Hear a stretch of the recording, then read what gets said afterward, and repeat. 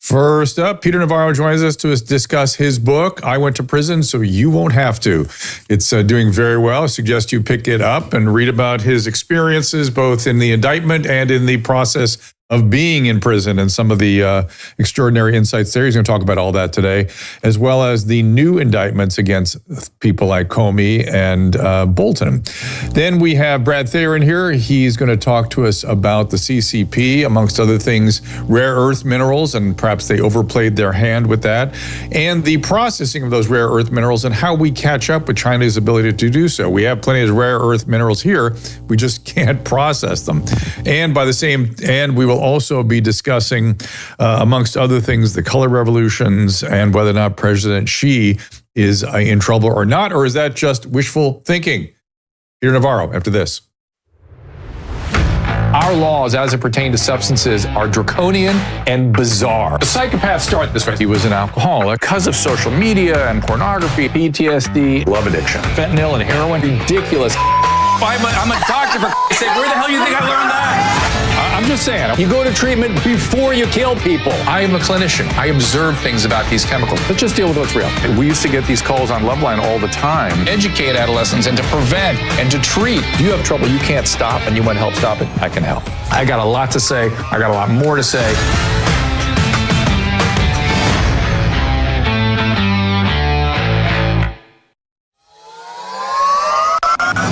Paleo Valley is always innovating, bringing you new products to market, of course, using doctor.com/Paleo Valley. You will get 15% off your first order and 20% off when you subscribe. And of course, one of the first things I promoted and consumed quite a bit of when the company joined our family of sponsors was the grass-fed and finished beef sticks. And that remains a fan favorite and a personal favorite as well, particularly the classic and the summer sausage. These delicious, chewy sticks have higher levels of omega-3 fatty acid than conventional beef. They're naturally fermented and contain 0 grams of sugar, 0 artificial preservatives, 0 gluten, 0 soy or corn. I eat them sometimes before a show or after show, between meal breaks. Certainly when I travel, I bring them everywhere. Use it before a workout so I don't get super hungry. All the protein stick varieties are superior to your typical jerky. Paleo Valley is a wonderful small business that promotes healthful eating and supports this show. Get 15% off your first order with drdrew.com/Paleo Valley. There we are. We had frozen there for just a second. Apologies for that. Peter Navarro can be found on X, Real P Navarro, Navarro, peternavarro.substack.com, and peternavarro.com. The book, as I said, is When I Went to Prison So You Won't Have to. Suggest you get it at the usual places. Welcome, Peter Navarro. Thank you for being here. I can't thank you enough for having me on. The book, as you said, I Went to Prison So You Won't Have to, is doing well. But the legacy media, they don't want this book out there. The New York Times, once again, stuck it to me. It should have been on the bestseller list. But like they do so often to books they don't want people to read, they kept it off the list. It's a great story about, first of all, my stand with respect to the constitutional separation of powers, how the Democrats came down on me, wound up in prison, and then hijinks ensued. A little Kafka, a little Joseph Heller, a little One Flew Over the Cuckoo's Nest. But the underlying story, Doc, is really about the weaponization of our justice system by the Democrats. Everybody I served with in the White House, and I was there for 4 years, all 4 years of the first term, Doc, paid a price, a heavy price. The minimum price was hundreds of thousands of dollars or millions of dollars of legal fees for getting subpoenas and being pursued. On the other end, both Steve Bannon and I wound up in prison. President Trump decided spending hundreds of millions of dollars on legal fees. They almost put him in prison for 700 years. And people forget that now that Trump's in the White House and things are, and then they turn around, the Democrats, and point at us and say that we're weaponizing the government for taking a guy like Comey or Bolton, who prima facie case, they're felons, that we go after them. No. And one of the key messages, sir, of I Went to Prison So You Won't Have to is simply this. If we don't hold the Democrats accountable for what they did in terms of weaponizing the justice system, they're going to do it again. They may do it as early as 2026 if the House of Representatives falls to Hakeem Jeffries and those merry band of lunatics. So I really thank you, Doc, for having me on because I want to get I-1 to prison so you won't have to out to everybody I can. Well, let's talk about the weaponization for a minute, because I don't like the idea that we're getting into a tit for tat kind of exchange. It almost needs to be something of a more mutually assured destruction. And it seems to me the only way to do that is to go after the key players in the weaponization. Yes. Amen. The fish rots from the head down is going for, but if you go too high, for sacred cows, so to speak, it's the public is going to get kind of weird about it. So are Comey and Bolton the proper targets? So let's talk about Comey. Bolton to me is a separate issue.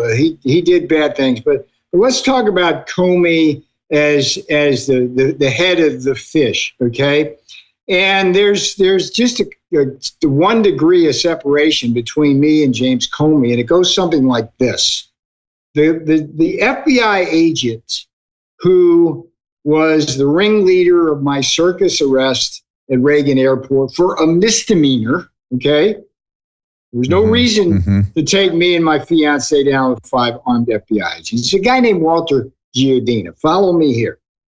This guy would orchestrate my arrest, put me in handcuffs, put me in leg irons, okay? But if you go and look at what he did at the FBI, he goes back all the way to 2016. And over the course of 8 years, this guy, Walter Giordano, who put me in handcuffs and leg irons, played a key role in every single opportunity to take Donald Trump down, prevent him from being elected, or taking him out of office. Okay, so Giordino, follow me here. Steele dossier, you know this, Doc. This was the fruit of the whole poisonous Russia hoax tree. It was a fake dossier by Christopher Steele, paid for by Hillary Clinton. Guess what? Giordina was one of the FBI agents, according to whistleblowers, who vetted it and said, hey, that's legitimate, when it wasn't. But that begat Crossfire Hurricane. That begat the Mueller report. There was another operation he was involved in, Crimson River, which was an open season on subpoenas and grabbing phone records of people. He was also, fast forward to J6 and Arctic Frost. So when you ask me who we should be going after, you start with Giordina and the FBI. But for years, I've been saying it's James Comey, it's Brennan, it's Clapper in the intelligence community, it's Rosenstein at the FBI, it's Schiff on the Hill, who lied repeatedly to Congress and threw out all sorts of false information about the president. So there's some prime targets there, Dr. Drew, some prime targets. Those are the ones we should go after. And there's some judges involved here and some prosecutors. I think it's perfectly appropriate to go after Letitia James. I've called for that many times. Alvin Bragg in Manhattan. We should go after him. Jack Smith, who was one of the key architects of the weaponization. I mean, he was like, you remember the old Soviet Union guy, show me the man, I'll show you the crime? That was what Jack Smith did with Trump. So I understand you're uncomfortable. We're going after everybody. That's not what we should do. But we damn well need to go after the people who weaponize the government. We're directly responsible. Merrick Garland, I would throw in there. And the lesson here, it's Old Testament, sir. I don't know which one of those, new or old, you are. I'm an Old Testament guy because I'm an economist. If you don't create the proper incentives, they'll do it again. In this case, you don't hold them accountable, put some of them in prison like they did me. I didn't commit a crime. They did. They're just going to do it again. And you're talking about going for some of these guys at the top, and yet when they were indicted, there was no, while you were in 15 pounds of change, they got to either walk in the front door or the back door. Yeah. How did that happen? So this is what kills me. It's like you look at all the legacy media, the CNNs, the MSNBC, even some people got in the middle there. They wring their hands over John Bolton or James Comey or whatever. It's like none of them, not a single person on CNN or MSNBC morning show, those people, none of them said, oh, Navarro, they didn't have to take him down. It was just a misdemeanor. They didn't have to put him in handcuffs. They didn't have to put him in leg irons. I mean, the first chapter, if you read nothing else, and I went to prison, so you won't have to read the first chapter. It's a blow by blow of this craziness. And then these guys get indicted, and the normal thing to do is what they call self-surrender, okay? Somebody calls you up and say, you've been indicted, report to the court this morning or tomorrow morning, and you do it, not a flight risk. So how does that, I mean, to me, every time that kind of thing happens, it focuses a harsh light on really what the Democrats did to me and Bannon and Trump. And by the way, I mean, look, Jeff Clark, John Eastman, they're trying to take their bar cards. They bankrupted Rudy Giuliani. It's like everybody I know has been affected by that. And that's a mirror. I'm like, why am I back in the White House? It's not rational in a way because you become a target. You know, it's like you're facing a future if the Democrats get back into power where they'll just go after you again for nothing. So this is what's going on. This is what's got to stop. And again, I went to prison so you won't have to is really a tale about Old Testament accountability, as well as a really good story about what it's like to go to prison, if you want to know. John Bolton, I think, might have ordered this recently. I can't confirm it. I can't deny it either. Yeah, you've shared with me some of your observations of prison life last time I talked to you. I want to hear more about that. But first, a couple other questions. Who do you think's funding all this? That's what I'm going to talk to Mr. Thayer about. Go ahead. This is really interesting because, again, I told you, Walter Giardina, this is the FBI agent, put me in handcuffs, put me in leg irons, did the circus arrest. Well, if you look at all the whistleblower documents that Senator Chuck Grassley is releasing now from the FBI, and he's doing a hell of a job on this. Hell of a job. I told you about Arctic Frost and Giardina's. Well, it turns out that the Soros folks are implicated, the father and the son. And look, there's no question in my mind that Soros and his son both need to be investigated. They were already implicated in the Steele dossier Russia hoax thing. I don't know if you read any of the whistleblower documents on it. There's no question some of these left billionaires, with Soros being one of them, are bankrolling. That's that whole the something blue. There was a whole operation called something blue. Your next guest will probably know exactly the title of it.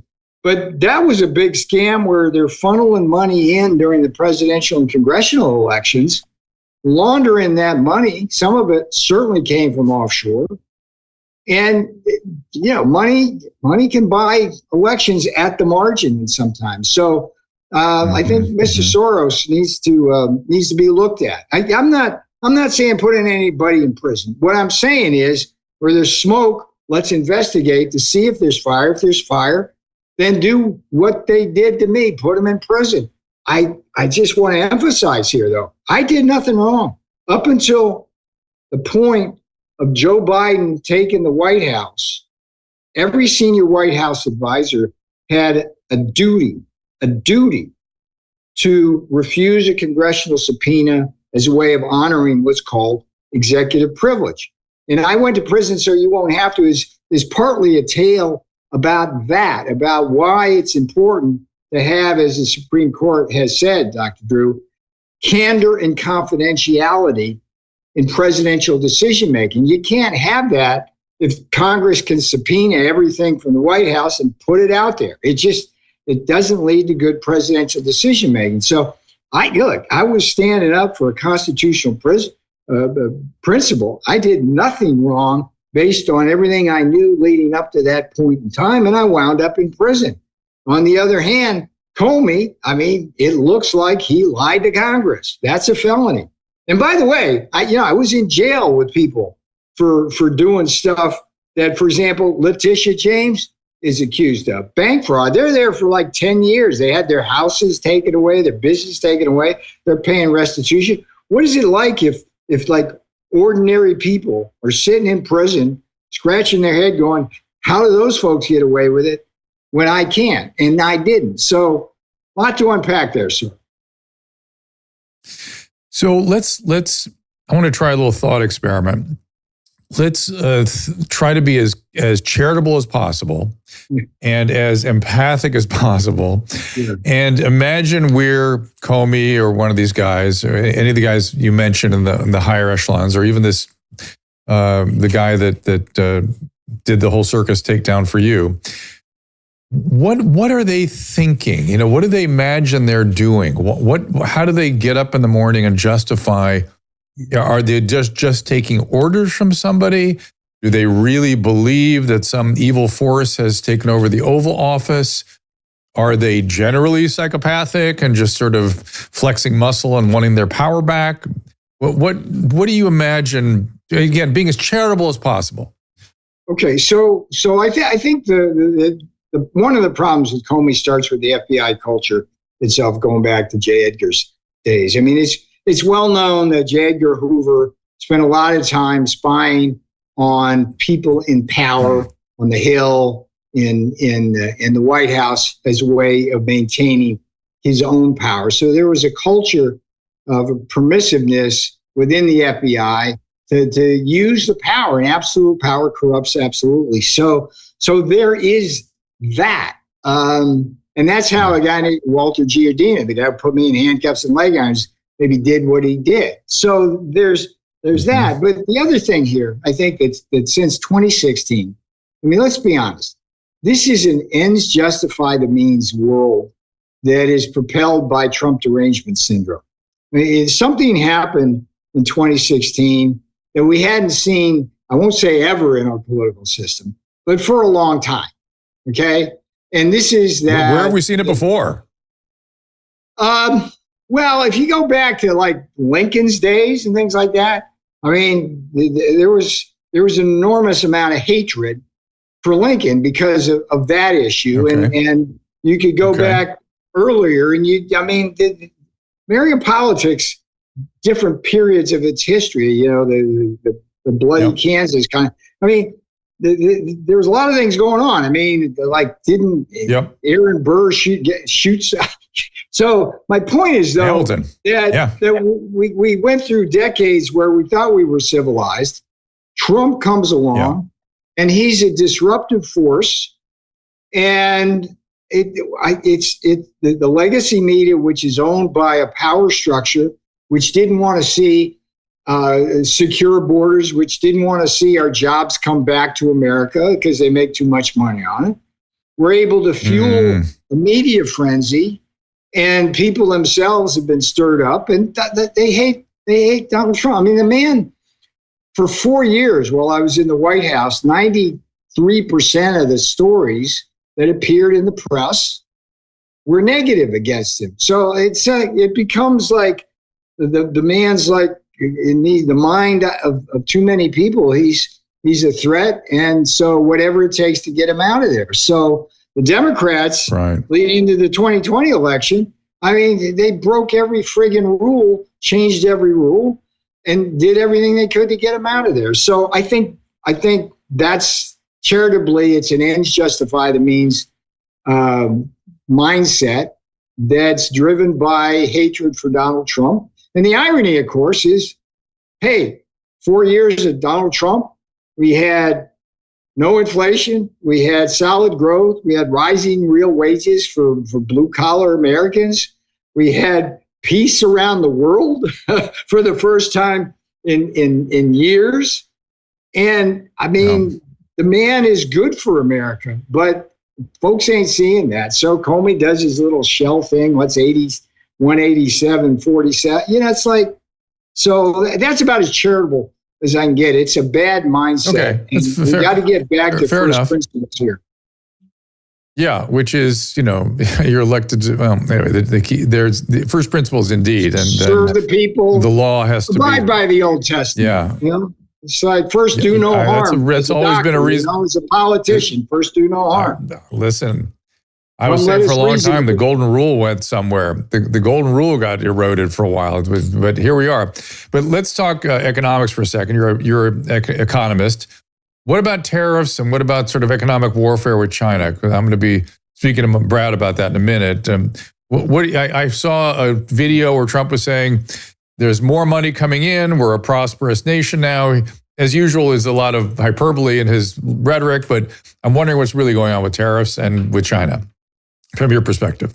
Well, I'm not sure there's a lot of hyperbole when it comes to talking all the money that's coming in, Dr. Drew. I mean, it's an astonishing amount of money that we're going to raise over the next 10 years if we get a favorable decision from the Supreme Court. And the tariff money that's coming in, it's kind of a back to the future kind of thing. Before 1913, we basically funded our government. There was no income tax. We funded it primarily on tariff revenues. And the tariffs had the purpose of defending our defense industrial base and manufacturing base from unfair foreign competition. So we grew to be a very strong nation that ran budget surpluses and had a very sound fiscal position. And so the underlying principle here, Dr. Drew, is very simple. We live in a world governed by the World Trade Organization rules. Those are the rules which all nations of the world trade within. The problem with the WTO rules, by definition, they allow every other country in the world to charge this country, America, significantly higher tariffs and have higher, what we call non-tariff barriers. And so over time, particularly once China joined the World Trade Organization in 2001, we saw a mass migration offshore of our industrial capacity, which had the effect of hollowing out our factory towns, much in the Midwest, and in the process shipping off what is now $18 trillion of our wealth to foreign lands via the trade deficit we run. The president said, no mas, no more, ain't going to happen. And the centerpiece of our trade policy is just fairness. And the beauty of this time around, I mean, in 45, for 4 years, we had to fight tooth and nail everybody to get the trade policies in. Now, there's been a sea change. People understand, despite what the media continues to keep saying, tariffs don't cause inflation, that tariffs raise funds. They're like a tax cut because they allow us to lower taxes. They allow us to bring our interest rates down because we don't have to fund as much. We got $19 trillion of investment pledged. That's not hyperbole either. It's pledged. So we're in a very good place. And we've got trade deals now with, 80% of the rest of the world so far. Nobody could have imagined that Donald Trump could pull that off, but he has. So I think we're in a really good place. And let's see what happens as the boss heads out to Asia to talk with some leaders there. I expect we'll sign a few more trade deals out there. We signed a big deal on rare earths today with Australia. Peter, I've heard before Trump's administration, probably for the last 6 or 7 years, maybe even longer, I've heard when people start talking about the excesses of income tax and the budgetary, ridiculousness, the idea of a VAT tax is always tossed around by somebody. And when I look at these tariffs and people talk about, the consumer is getting crushed, to me, it kind of looks like a VAT tax. Like consumers, if they are paying a little more, it goes right to the government. Isn't it kind of a covert VAT tax in a weird kind of way? No, full stop, no. Hard no on that. Okay. Here's the way you think about it. There's something we call, and it's just for your viewers. In my background, I'm a macro economist with a subspecialty. It was called public finance. got my degree at Harvard, taught this stuff for 25 years. This is my wheelhouse. It's part of the reason why I'm here. But there's something called tax incidence analysis that we use as a tool. And generally, when you analyze what a tax does, you've only got two parties. Is it going to be businesses that are going to bear the burden of a tax, or is it going to be consumers? Right? It depends on the elasticities, demand, individuals. Okay, so now if you use that kind of framework, the incidence analysis, to go to tariff incidence analysis, you've actually got three parties to the transaction, right? You've got consumers here, you've got businesses here, but you've also got the foreign exporters that send their stuff here, okay? And the reality is the countries we have these massive trade deficits with, by definition, need our markets for them to grow and prosper. So when we level the playing field, when we make trade more fair with them, they have no choice but to absorb the burden of the tariffs themselves. So they bear the burden. That's why in the first term, as CNN and MSNBC were continually saying it's a tax, it's going to cause inflation, this and the other, it didn't happen. It didn't happen. It doesn't show up in the data. It's not showing up in the data now. So that's kind of the underlying macroeconomics of this that people need to understand. But it's not something you're going to hear from many people other than me on the Dr. Drew show, because they don't want you to hear that. I'll be honest with you. Well, I think about the possibility of that happening. I don't get worried about it. I mean, I'm paying.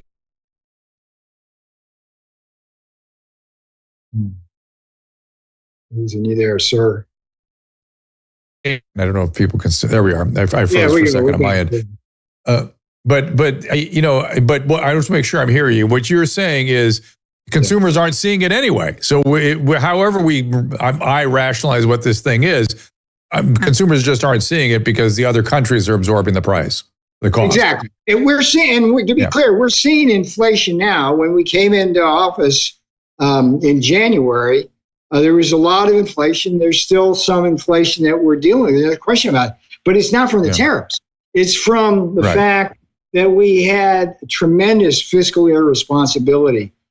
Congress, mostly Democrats, but with a little help from some Republicans at inopportune times.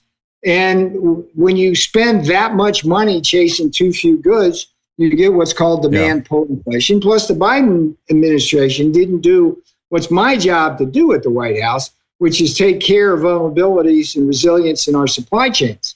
And that created supply chain shocks. So, this is these are some of the things I could think about when I was in prison. One of the funny things, I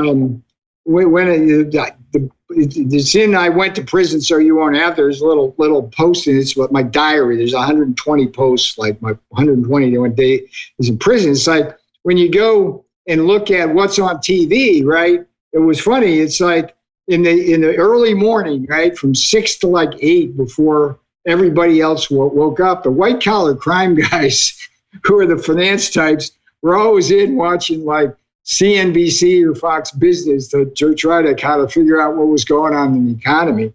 And then the rest of the time, I'd ask you to take a guess, but you never get it. What was the favorite show in prison for inmates to watch? It was hilarious. Hold on. Family Feud. Family Feud. Imagine that. Yeah, that makes some sense. Yeah. Well, I'm really actually interested in this stuff, and I am when I see the market continuing to kind of climb up, it constantly looks to me like these trillions of dollars that were flooded into the system. I mean, people always want restitution, and they want all this universal basic income and money to people that are underprovided for. And we did it. We did it during COVID, trillions of dollars. And all it served to do was just inflate everything. It feels to me like and again, please, I'm no economist, so please feel free to take me down on this one. But it just feels to me like we're in a situation we've never been in before, in this country anyway, with this very complex, robust business environment and economies that we have in this country, where there is so much money that's starting to circulate through. It reminds me of, I know it's not the same thing, and that this story I'm about to tell may also be apocryphal, which is Mensa Musa, was that his name?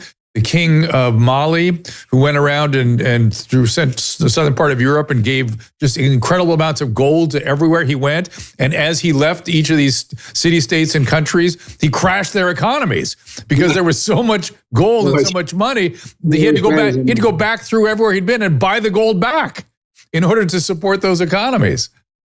So let me give you my kind of macro view. And again, I have the experience of what happened in the first term. I was on the campaign in 2016, and we had a very simple mantra in Trump land. It's like we were going to be able to grow faster without inflation by cutting taxes, by reducing the regulatory burden, by drill, baby, drill, by lowering energy prices, and through fair trade. And if you look at all four of those things, all four of those drivers of GDP growth are capable of driving growth without causing inflation. And so I remember very clearly the morning after the election in 2016, I went on CNBC Squawk Box, and the futures were dead red down. The world was in chaos. Everything was going to just go crazy because Trump's coming in.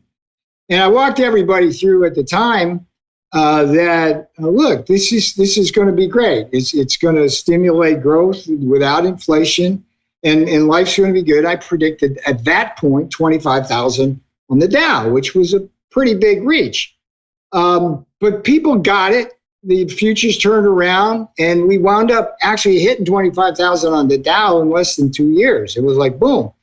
Fast forward to just April 6th. Okay, that's when President Trump put in the reciprocal tariffs, and we had the markets like going down, crashing. The Dow went to 37,000, right? And I go, no, chill, relax, everything's cool, we got this. It's like we're going to cut taxes. That's good for the economy. We're going to get oil down from $75 to $60 a barrel. That's good. We're going to dramatically slash regulations again, which Biden put up.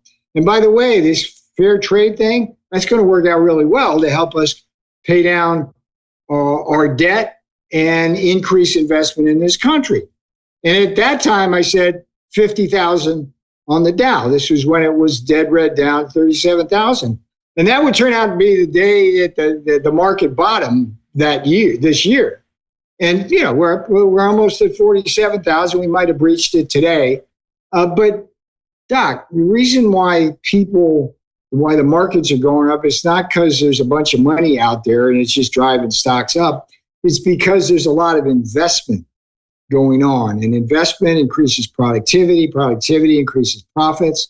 And don't forget this AI thing going on, which is a tremendous boost to productivity.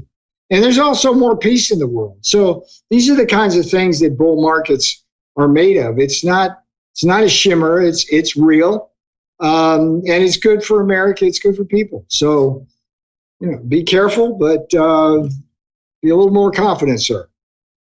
I hope so. It's good for people is a nice refrain to hear. Can you stay another 10 minutes or so? I just got a couple more questions that I need to take a quick break here. And I quickly looked up Mansa Musa, M-A-N-S-A, Musa, M-U-S-A from Mali. It turned out he crashed the economies in Egypt. I got it wrong. He wasn't touring across Europe. He was touring across Egypt, handed out so much gold, he had to buy it all back to stabilize their economy. All right, Peter Navarro with us. Be right back after this. Yes, sir. I've spent most of my career dealing with illnesses that shorten life, and now we have ways to extend it and extend wellness. I've been working with the team over at V-Shred to develop a product that has everything I want in a longevity supplement. NR Boost has nicotinamide riboside. You know, metal can rust. Well, your body behaves in a similar way. It's mediated through something called NAD. NAD falls as we age, so we're less able to fight off that oxidative process. We oxidize much like that metal.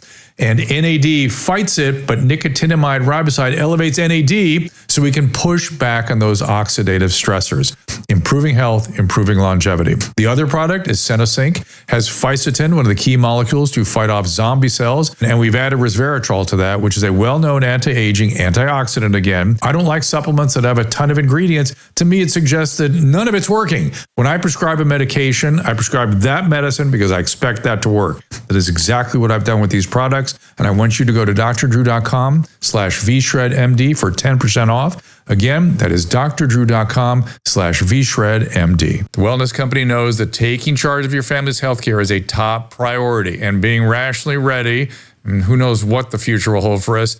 Now, TWC has a service to cover your family's medical needs, including and especially prevention. For just $100 a month, the One Wellness Elite membership includes 2 free medical-grade nutraceuticals per month, free prescriptions for over 800 of the most common medications, access to concierge telemedicine, available at a moment's notice, and a 15% discount on all supplements and the emergency kits. 15% off the emergency kits. That's quite a saving. So if you're spending $100 or more on supplements and meds every month, this plan will already save you money.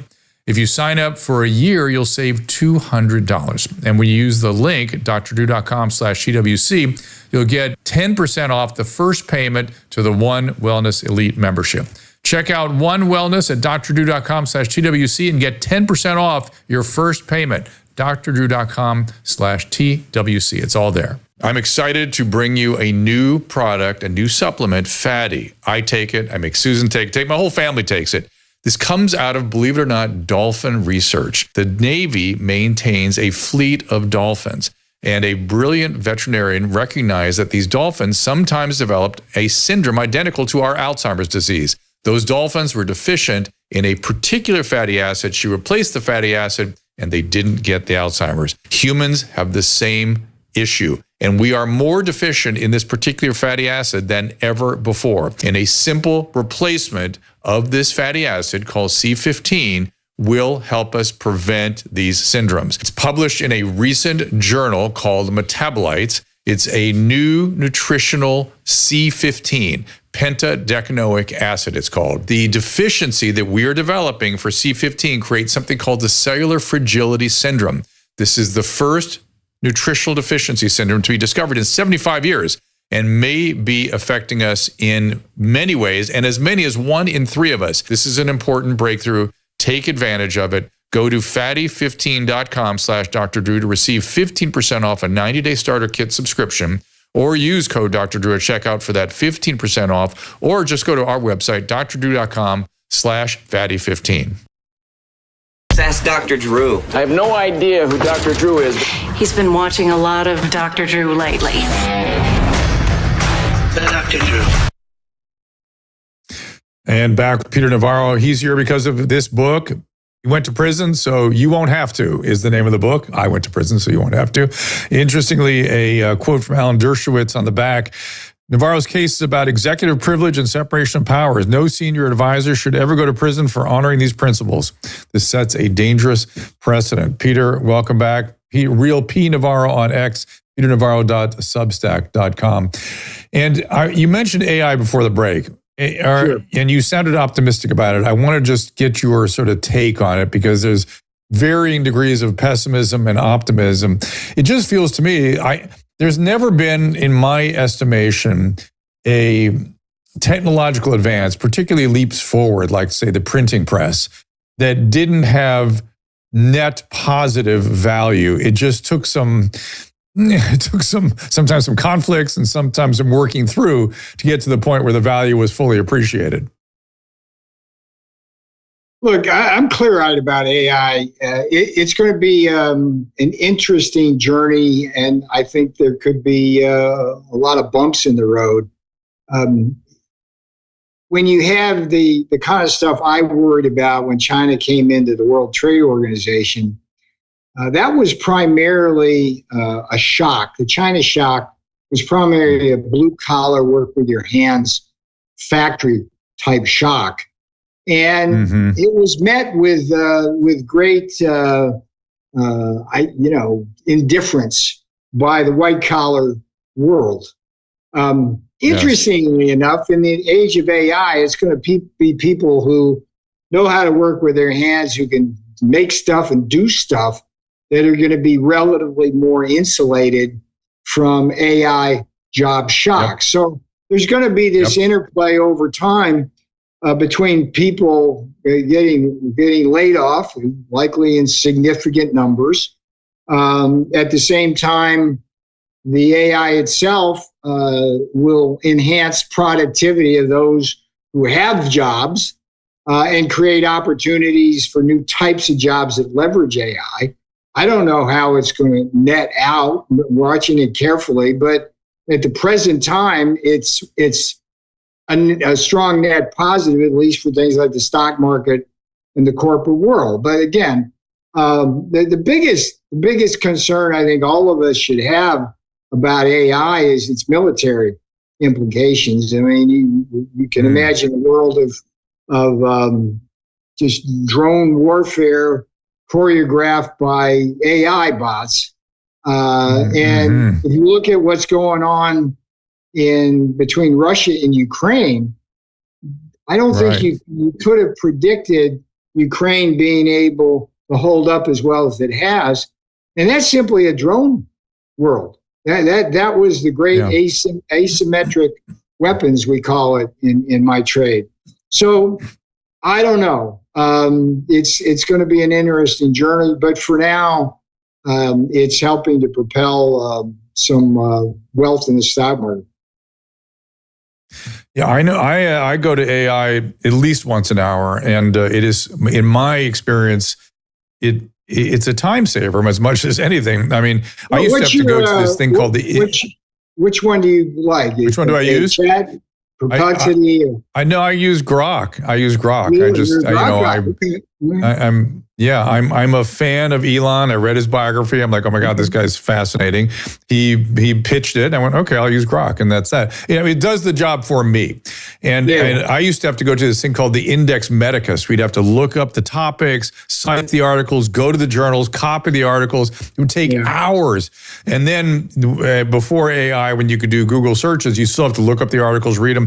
Now you can ask AI questions and then go to the articles, which is, if you need to even.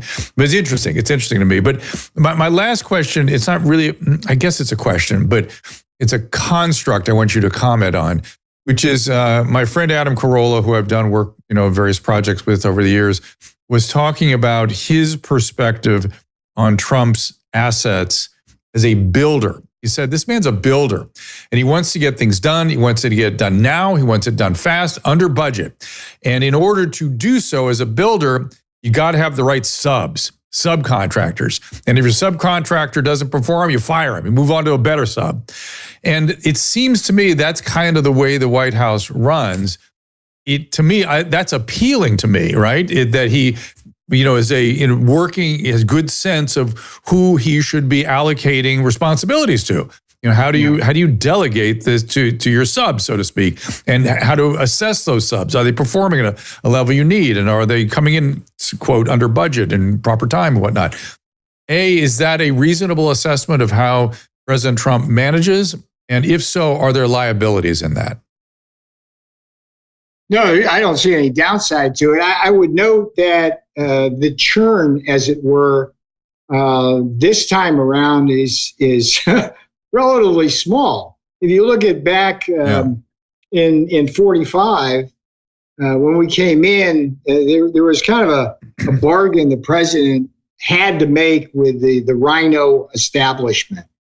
In order to govern well, because it was going to be difficult on the Hill and this, that, and the other thing, or so he thought. And that gave us an initial wave of cabinet people who simply didn't support our agenda. I remember a cabinet meeting that was late in 2017, I think it was. And we had every cabinet secretary sitting around in the Roosevelt room. I was there. We had Gary Cohn, who was the National Economic Council director. And the boss goes around, and he's very, very aggrieved because we hadn't moved on his tariff agenda. He goes around and asks every cabinet member, whether they supported his tariffs. And everyone said no. I was literally the only guy in the room who said, yeah, we got to get moving. Let's get steel and aluminum going. Let's do this. Let's go China. And when he was seeing all these no's, his eyes went up and it was like an epiphany. It's like, whoa. And he realized at the time that there were some bad choices there and that he was going to have to do this stuff by himself. I can tell you this time around, he learned from that. And we've got great people. I mean, if you go Scotty Besson at Treasury, like #1, Howard Lutnick at Commerce, Jameson Greer at USTR, these are the guys who are on the trade team, along with me and Kevin Hassett. We're all experienced. We know the drill. But most importantly, we're all aligned with the Trump agenda so that any disagreements we have are not about the Trump agenda itself. It's about what might be the best way tactically to go about getting it. And so the boss hires well. He learned from that first time around, and we're just getting stuff done. I mean, we're getting more done, Dr. Drew. Fact check me on this, than presidents do in like 2 terms.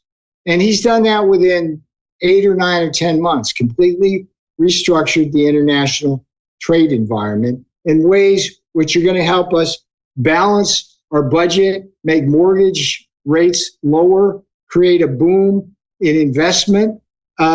He's done that. He's brought peace in very, very places of the world. He passed a big, beautiful tax bill. It's really a tax cut bill, which is going to provide tremendous benefits to middle class and blue collar Americans.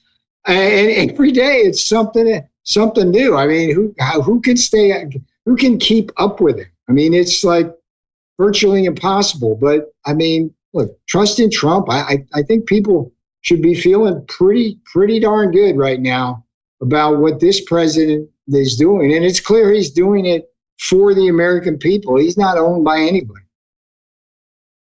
You know, speaking of, just to follow on really quickly on your comments about the trades being a way of insulating yourself against some of the shock of AI, your alma mater at Harvard is on the line to access their federal funds. They're going to have to put something like $50 million into a trade school of theirs. So it'll be the Harvard auto mechanic school, the Harvard plumbing school.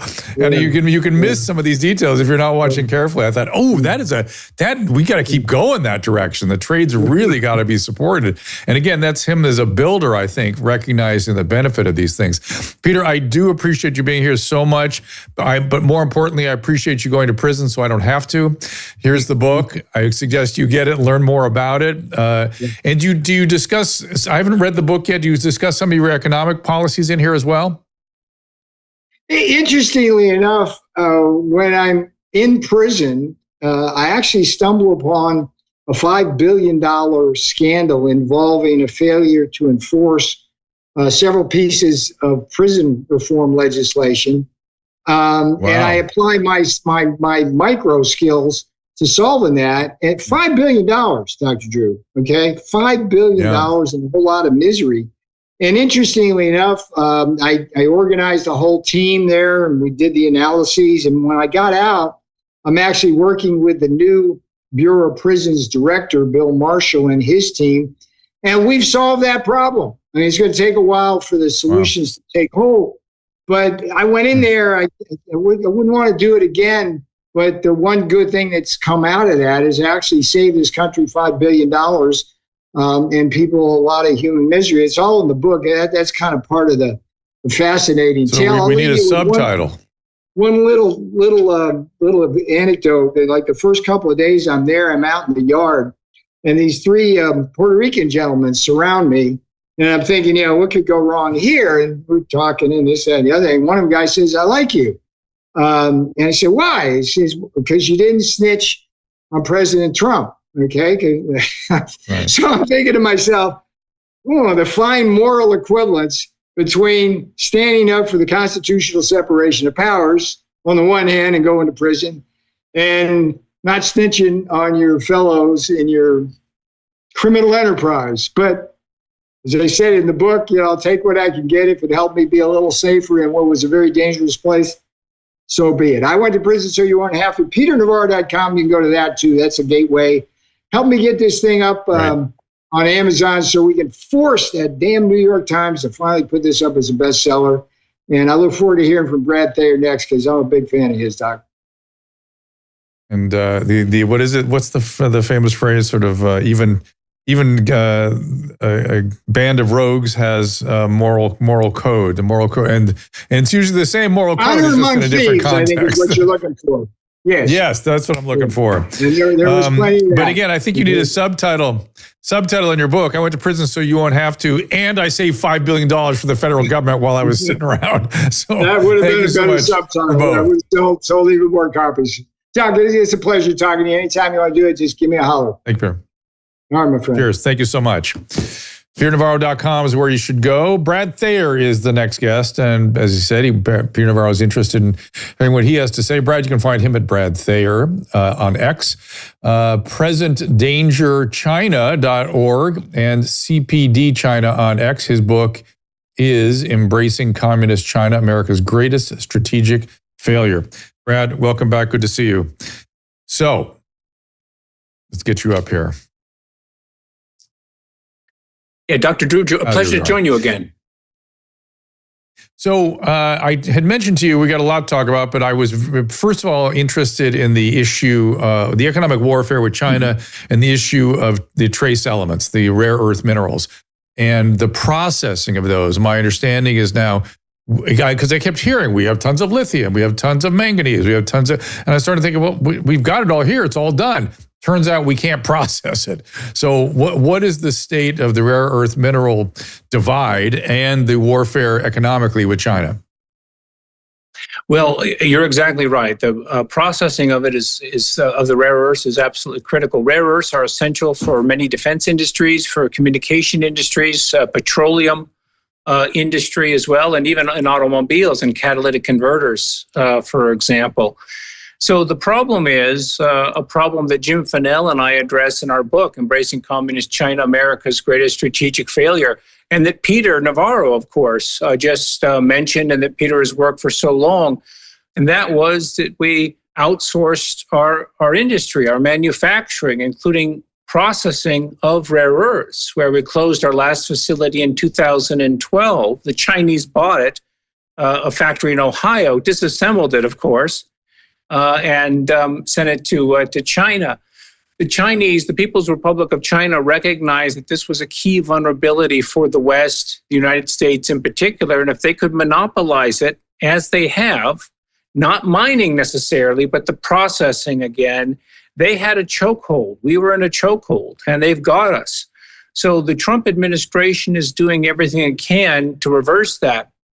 Your audience may know that President Trump met with Australian Prime Minister Albanese yesterday in the White House, where they signed a $8.5 billion deal. A key part of that was to advance rare earth processing and cooperation in rare earths between Australia and the United States so that we can get this problem solved. It's still an issue. And the Chinese dictator Xi Jinping is not shy about using this weapon, this economic weapon against us, as he's been doing. So we're in a period of difficulty where he's going to cut us off from those rare earths, and we're going to have to find alternatives or have a little bit of delays. But once that's over, we're going to be able to process these ourselves. So rare earths, in a nutshell, Dr. Drew, captures a key problem, which is a general problem. By outsourcing our manufacturing to China, we created a huge vulnerability for the United States, and we're just beginning to identify and address those problems. You know, of course, pharmaceuticals, where active pharmaceutical ingredients are produced in China. And that's another huge vulnerability we're going to be facing as we move into flu season, of course, and maybe a new variant of COVID or something else. The fact that they've got us on active pharmaceutical ingredients is a huge problem, too. So I'm already hearing about shortages in certain parts of the world from routine medication, frankly. So, well, there's a lot here. So I'm going to try to do this piece by piece. I heard you say, I think, that we are just stuck and there's going to be a rare earth mineral deficiency shortfall for a while. How long and what do you imagine the consequences of that going to be?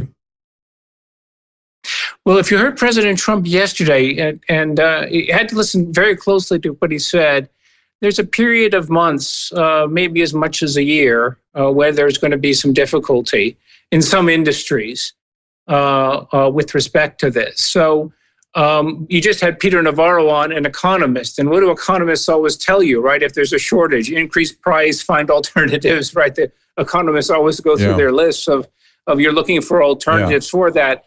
We're robust and we're resilient, and I'm sure we'll find workarounds for much of this. But we do have a problem in this area, and it shows the hostility of the Chinese Communist Party against us, right? They're waging economic war against us today, right? Right now, on this issue, shows, if you will, the intensity of that conflict. Yeah. They're not shy about employing this weapon against us. And that means, we've got to do our level best to solve this problem and others so that we're not dependent on them at all for anything that we need. And I know there's been a lot of chatter about chips in Taiwan, and I had heard that we sort of got on that and solved that. Is that true? Well, we still have a problem, and that is that most of the world's chip production is made in Taiwan still. The Taiwanese are working with the United States, of course, and other countries to ensure. You may have heard about the facility, the new plant in Arizona, for example. Yes. Taiwan is, we're trying to broaden the supply base, of course, and that's a very important step. But Taiwan remains very significant for the United States because it is still the world's chip producer. In essence, most of the world's chips are made there. So what happens in Taiwan matters for the U.S. economy. And goodness knows, Dr. Drew, if we had a problem there and those facilities were destroyed, right, we'd be talking about very serious setbacks for the world economy. Of course. So, and then you have the Chinese Communist Party engaging in war games right off the coast of Taiwan. Is that meant to tighten the squeeze on this very issue, so they have as a bargaining position, or what are they up to? You imagine?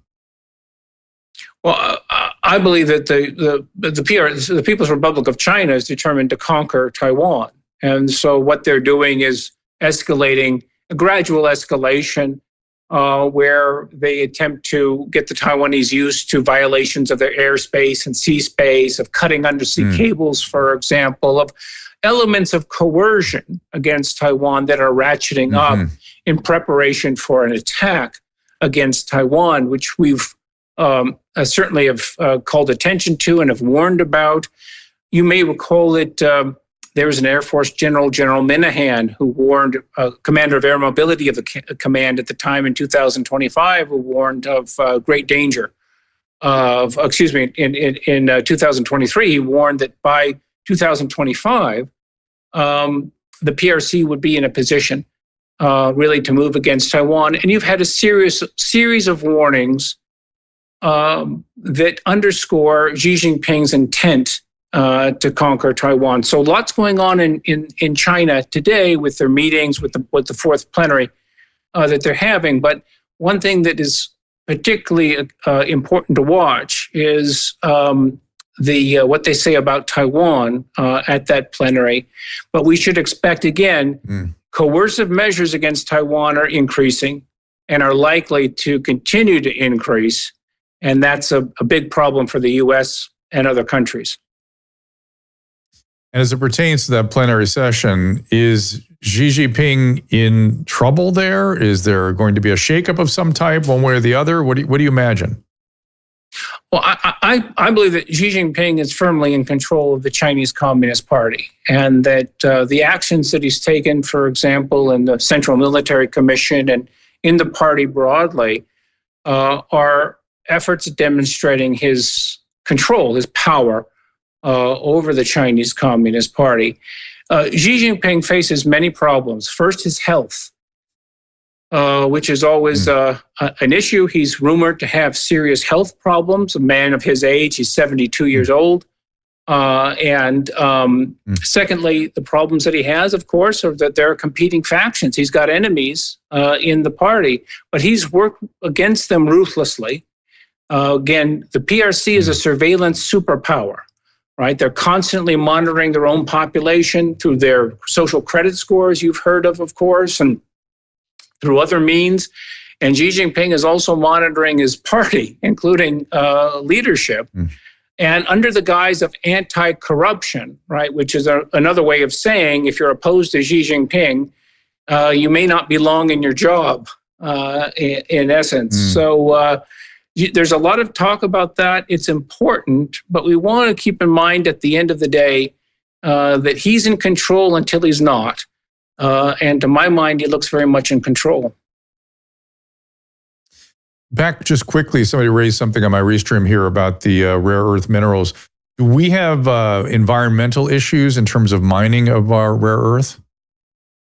Yes, we do. Yeah, it's been a problem in Nevada, for example, with firms, of course.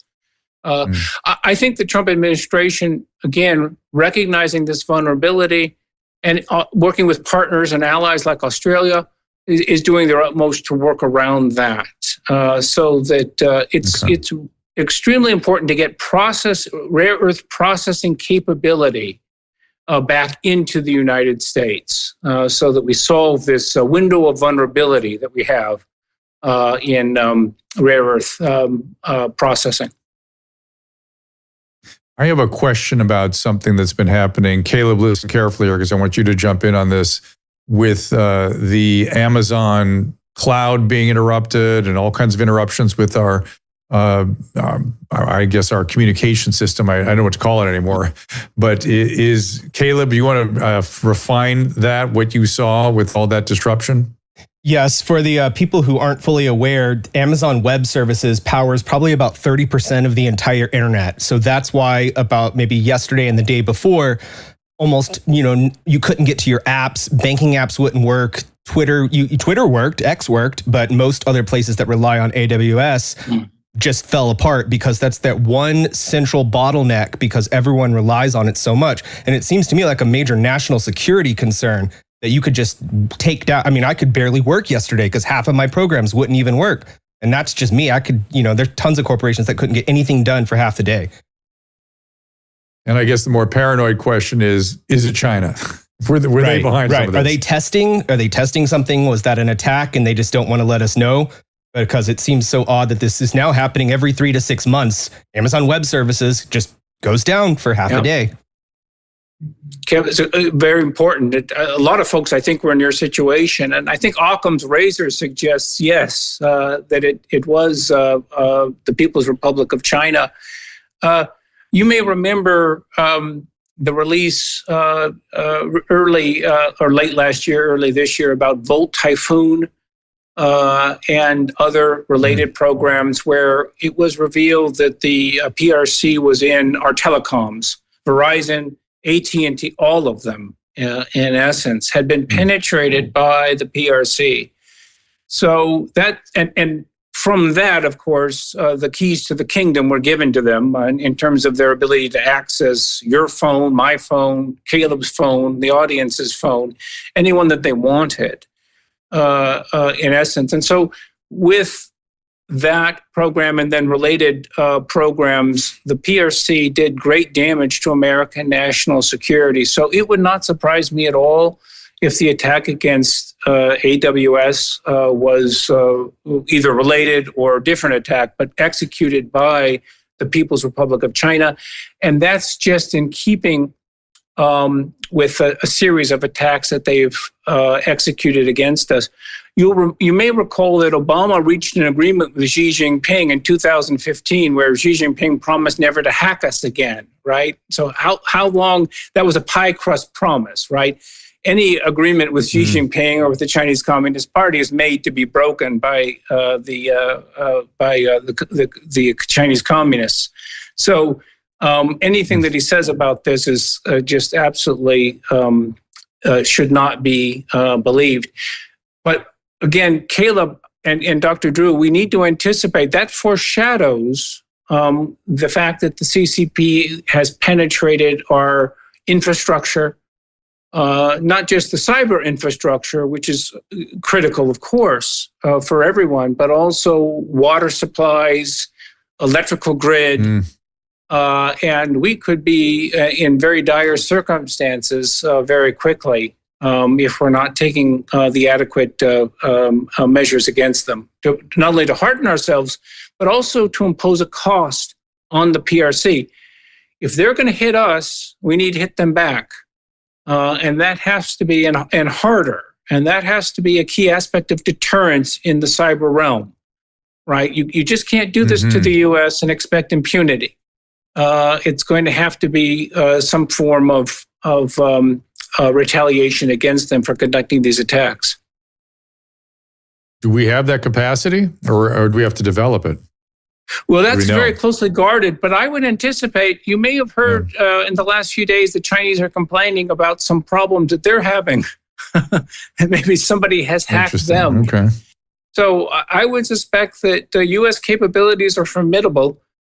And you want to remember that we invented the internet, and we were present at the creation of it. And that probably included creating the internet in China. And even though the Chinese have done many things, perhaps to harden that, I have to think that U.S. capabilities are really good. And you may not want to use those capabilities because by so doing, you reveal what those capabilities are. But there can be a time and a place where it's necessary to ensure that communist China incurs a cost when they conduct these attacks against us. And finally, I want to hear about the financial involvement that the CCP has with NGOs. We talked about this a little bit last time, but I heard about Antifa maybe having some. How does that work, and how do we know where it all is, and are we actively going after it? Well, the fact that President Trump now has declared Antifa a domestic terrorist organization is a huge step forward, and maybe we'll soon declare them an international terrorist organization, I think would be extremely helpful too. It's not a surprise that Communist China is supporting Antifa. The Communist Chinese use and operate through front organizations, and they have, as a part of their own government, as a part of the party too, they have what they call the United Front Organization. And the United Front Organization, as the name may anticipate, right, is in charge with penetrating societies to undermine them through front organizations, through agents of influence, and other actors. And so it's not going to be a surprise that the Communist Chinese are giving money, perhaps obviously through layers and through front organizations, to, let's just say, a pot of money upon which Antifa is drawing, as well as other actors. And I recall from last time we talked about Act Blue, we talked about Tides Foundation, we talked about Soros and company, and the essentially left-wing billionaires who are making this possible. I think we'll find that a lot of money from Communist China through their front organizations is also in that pot of money upon which these actors are drawing. And also their agents of influence, Dr. Drew, are operating in the media.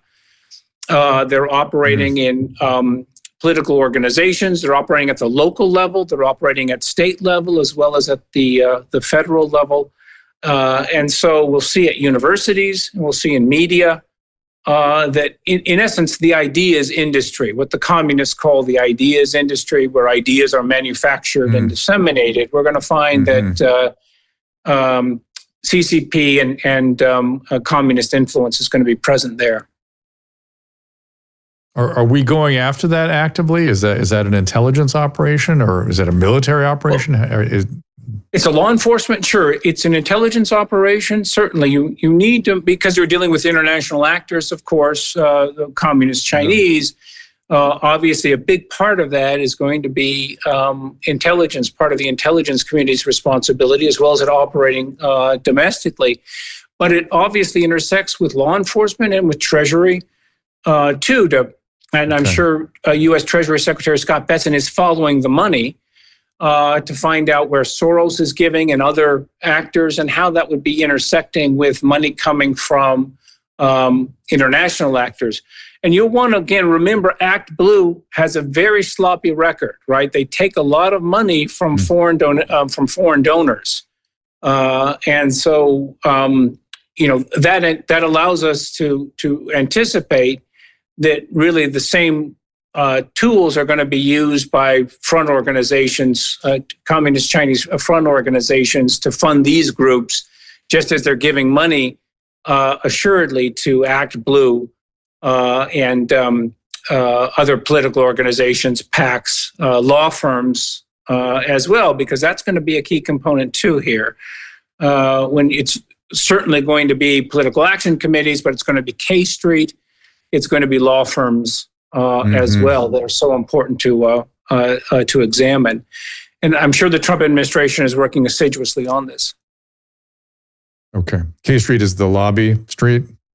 Yes, the lobbyists, obviously, where that's going to be critical, because these individuals have access to law firms and have access to the Hill and access to, if you will, to Washington and the political community in Washington. Yeah. And then finally, I always like asking what keeps you up at night, but what are you kind of looking at? What's in your crosshairs? What's got your attention right now? Well, there are two major things that really have my attention right now, and that is the aggression, and in essence, hyper-aggression of communist China, and in its effort to undermine us domestically, as well as other Western states. And then secondly, it seems to me, Dr. Drew, that we're at a pivot point where we're really facing a fork in the road in Western civilization. And there's so many positive forces operating. For example, President Trump's activities, growth in populist movements in Europe, for example. They're saying that we don't want unchecked immigration into Europe. That we have a civilization that is worth defending, that is worth sustaining, and we cannot have and accept unchecked immigration by the many millions. So we're at a fork in the road where we can either pursue that, which would lead to a renaissance in Western civilization, or we really lead to the demise of Western civilization if we give in to, for example, Keir Starmer's government in the UK, right, where he's endlessly supporting many tens of thousands of people coming over the channel in boats and through other means into the UK, which is dissolving the United Kingdom as a functioning society, as a coherent society. And what's being done in the UK is being done in Canada. It was being done by the Biden administration here, and is done throughout Europe. And so we really face a fork in the road. And I'm emboldened by the steps that we're taking really to encourage a rebirth, a re-examination of what the West gave us, about what the West means, and what we need to do to sustain it. And if you want to, I was just finally encouraged by the new Japanese prime minister, this conservative woman, who the first thing she did said, we're not going to import the problems we're not going to follow Europe. We're not going to follow the US and Canada. Japan is for the Japanese, and proudly so. And so elements of that spirit, again, we need to find if we're going to make the right choice to saving Western civilization. So nothing is predetermined, of course. It's not foreordained, but this is a huge issue that keeps me up at night, and that I'm thinking a lot about in terms of what we need to do to save ourselves at the time.